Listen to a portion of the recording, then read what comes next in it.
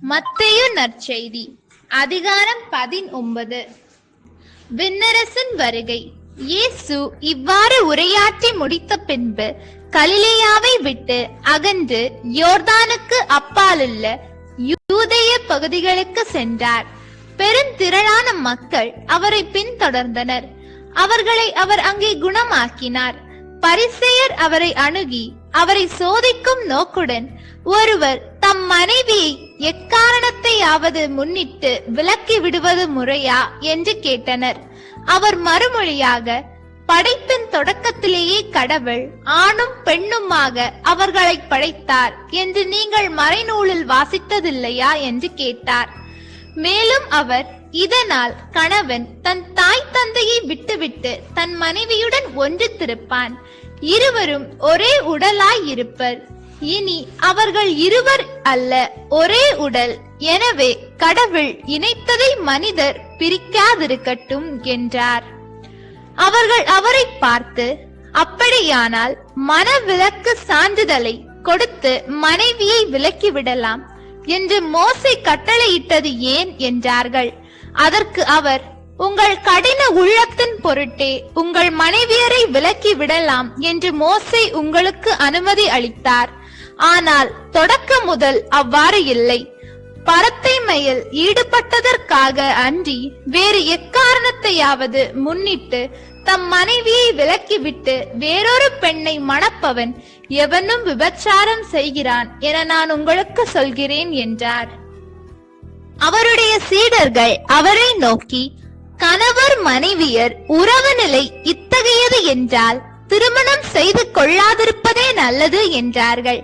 அதற்கு அவர், அருள் கொடை பெற்றவர் அன்றி வேறு எவரும் இக்கூற்றை ஏற்றுக்கொள்ள முடியாது. சிலர் பிறவிலேயே மன உறவு கொள்ள முடியாதவராயிருக்கின்றனர். வேறு சிலர் மனிதரால் அந்நிலைக்கு ஆளாக்கப்படுகின்றனர். மற்றும் சிலர் விண்ணரசன் பொருட்டு அந்நிலைக்கு தம்மையே ஆளாக்கிக் கொள்கின்றனர். இதை ஏற்றுக்கொள்ள கூடியவர் ஏற்றுக்கொள்ளட்டும் என்றார். சிறு பிள்ளைகளுக்கு ஆசை வழங்குதல்.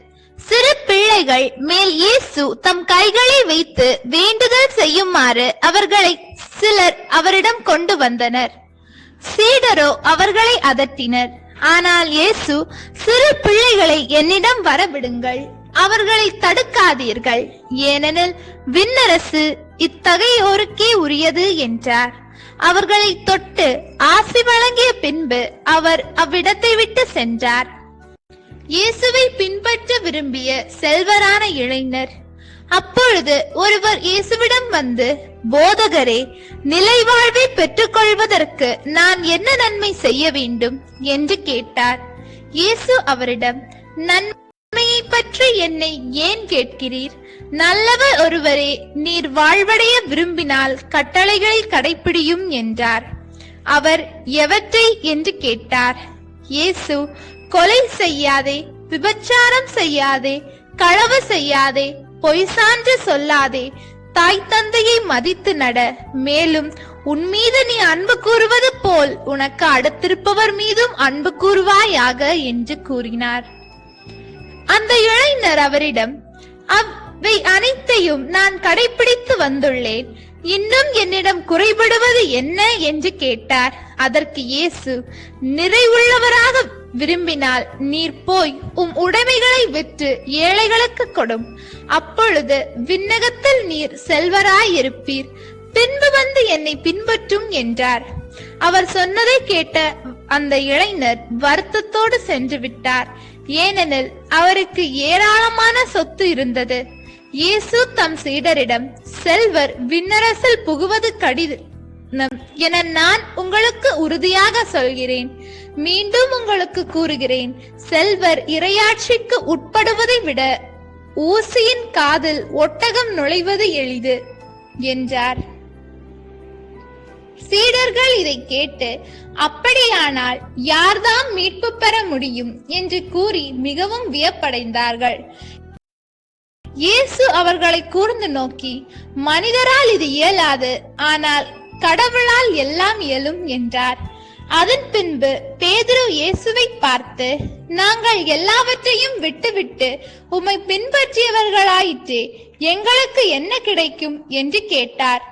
அதற்கு இயேசு, புதுப்படைப்பின் நாளில் மானிட மகன் தமது மாட்சிமிகு அரியணையில் வீற்றிருப்பார். அப்போது என்னை பின்பற்றிய நீங்களும் இஸ்ரேல் மக்களின் 12 குலத்தவர்க்கும் நடுவர்களாய் 12 அரியணைகளில் வீற்றிருப்பீர்கள் என உறுதியாக உங்களுக்கு சொல்கிறேன். மேலும் என் பேரின் பொருட்டு வீடுகளையோ சகோதரர்களையோ சகோதரிகளையோ தந்தையையோ தாயையோ பிள்ளைகளையோ நிலபுலன்களையோ விட்டுவிட்டு எவரும் 100 மடங்காக பெறுவர், நிலை வாழ்வையும் உரிமை பேராக அடைவர். ஆனால் முதன்மையானோர் பலர் கடைசியாவர், கடைசியானோர் பலர் முதன்மையாவர் என்று அவர்களிடம் கூறினார். ஆண்டவரின் அருள்வாக்கு. இறைவா உமக்கு நன்றி. நம் அன்பு கடவுளின் ஆசியும் அருளும் இன்னும் பலருக்கு கிடைக்கப்பெற ஹோலி பைபிள் தமிழ் சேனலை சப்ஸ்கிரைப் செய்துவிட்டு இந்த வீடியோவை லைக் செய்யவும், மேலும் உங்கள் உறவினர் மற்றும் நண்பர்களுடன் ஷேர் செய்யவும். நன்றி.